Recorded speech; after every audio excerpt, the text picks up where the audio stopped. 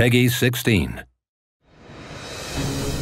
We have this opportunity that we wouldn't have had years ago to ship a game and then really collaborate with people outside the studio to figure out, like, what is the best version of that? Honestly, yeah, like we're building something the community has been asking for, and it's accumulation of everything that we believe the game needs to be.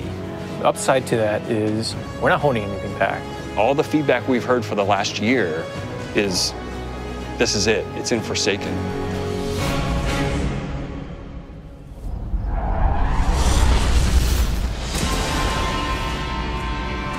We want this release to have a different tone and a different vibe. We sort of just embrace that Western revenge vibe. You're going to a darker place. You're going to take on a different role as a Guardian.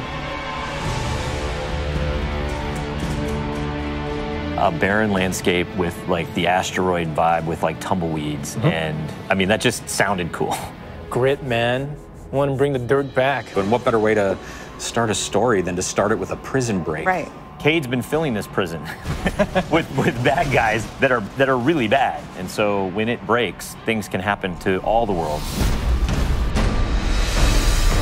First place you're going to go to is the Tangled Shore, which is a new part of the reef that you've never seen before.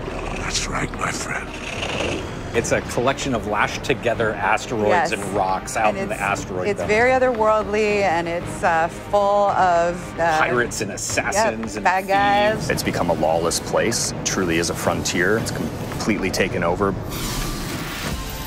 The most malevolent force there is the Scorn. They're very aggressive. They're always going to charge and push you. The Barons are the top dogs in the Scorn, and each one has gone back and like committed nefarious crimes. I think of it as the reverse Magnificent Seven, like the worst of the worst criminals. You are hunting down these different Barons. In fact, they're called Baron hunts. So one Baron is a sniper, and you have a sniper versus sniper battle with them. Another Baron is this big, giant, hulking melee character.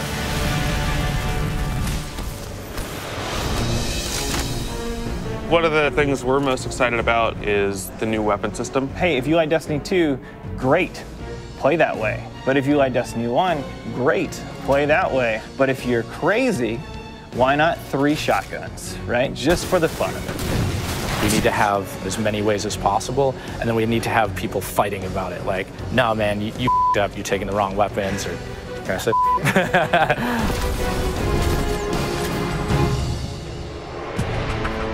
So randomables are coming back. Every single weapon is going to feel different when it drops. And we're improving the mod system, so you can customize your weapon the way you want it.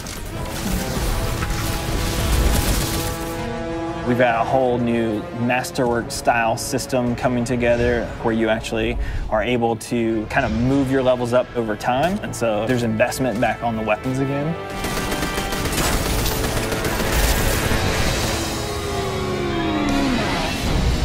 New supers, yeah, crazy new supers. What's your favorite? Fire knives are awesome, which is a different take on Golden Gun.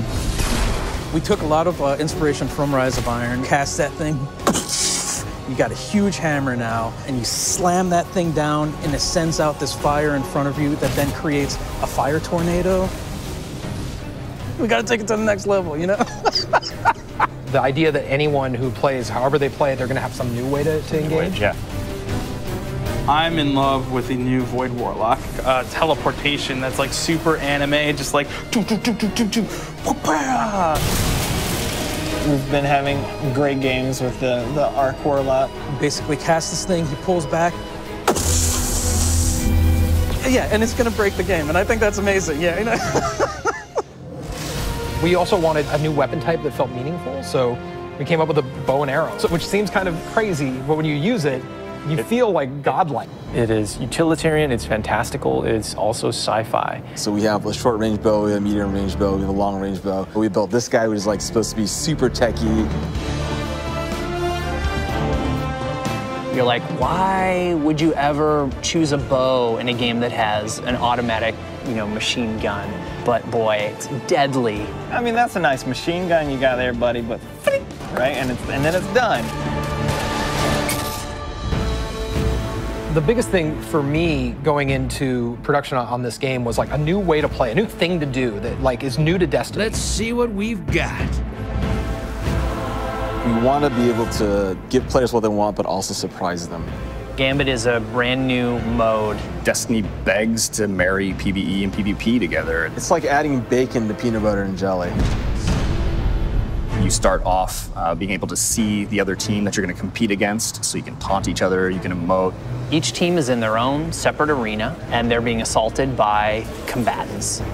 They're dropping motes for you to collect, you bank them. When you put them in your bank, you're going to send a blocker over to the other side. That locks their bank down. They can't put motes into it until they take out that blocker. Filling up your bank with the motes is how you summon your primeval. You burn it down, that's it, round's over.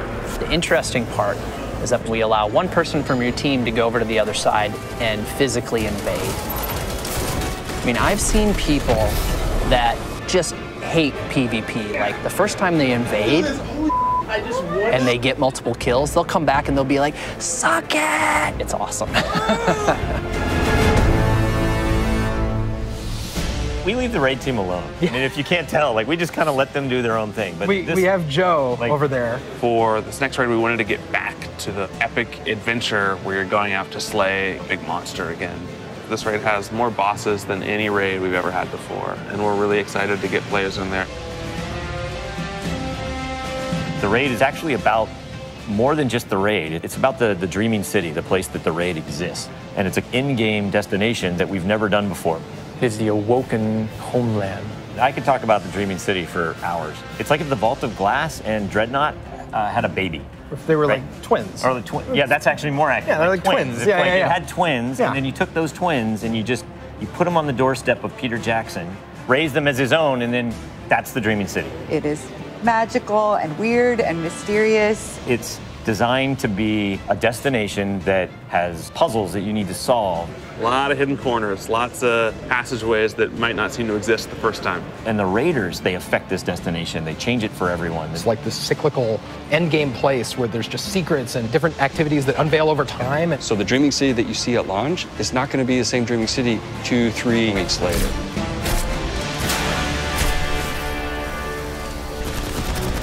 So with every design decision we made for the Forsaken, like the first thing we ask is, how will the community react to this? Players want their investment in Destiny to matter, and they want to be able to see that reflected in the content. We knew we wanted to do something for the collectors in our game, so we built a feature called the Collections. It's a way for you to track all the items that you can go out and acquire. There's so much gear in our game. There are 2,000 items you can get. Go get them. You can look at sets and you can say, I haven't filled out this set. What do I have to do to go get it? If I want to find like how many guns in the world, I can actually go look now. We also had a triumphs thing, which is just acknowledging your achievement. It like ties into records, it ties into lore. It's a thing that can help you drive like, hey, I want to do that. And if I do those things, I can get a title. Like I can have a title floating over my name that says that I'm a god or whatever. Not me, but like you. We wanted Forsaken to feel like a game that never ends. So we're going to reinforce the hobby and make the experience something that can be played night over night. We're changing the weapon slots. We're changing how the pursuits work. We're adding new features like the collections and the triumphs. We built Gambit. We've got a whole bunch of new weapons to chase, exotics that are really powerful. We have Lisa focusing on some sweet new exotic armor. Maybe we gone overboard, like dialed it too high. Ore to go out there and collect in the world, exotic armor pieces to go out there and hunt. We're working on armor perks, random rolls, new mod system, new subclass paths.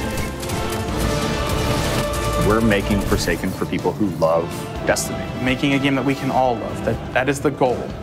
That's what we're going to constantly be pushing towards, always. Everything we're building is through that lens.